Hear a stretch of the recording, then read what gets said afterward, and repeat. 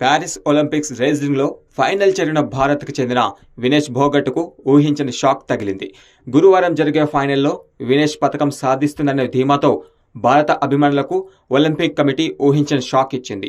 50 కేజీల విభాగంలో ఆమె పాల్గొనగా అంతకంటే కొన్ని గ్రాముల బరువు ఎక్కువగా ఉందని వినేష్పై అనర్హత వేటు వేసింది. ఈ మేరకు భారత ఒలింపిక్ సంఘం ప్రకటన విడుదల చేసింది. కాగా తన కెరీర్లో 3వ ఒలింపిక్లో పాల్గొన్న వినేష్ భోగట్ ఈ ఈవెంట్లో ఫైనల్ చేరిన తొలి మహిళా రేసర్గా నిలిచింది. ఇక ఒలింపిక్స్లో అనర్హత వేటు పడిన వినేష్ భోగట్కు ప్రధాని మోదీ అండగా నిలిచారు.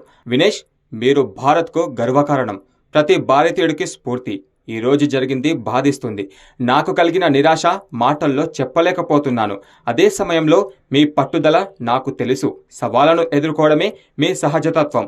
మళ్ళీ బలంగా పుంజుకోండి. మీ గెలుపు కోసం మేమంతా ఎదురు చూస్తున్నామంటూ భారత ప్రధాని మోదీ ట్వీట్ చేశారు.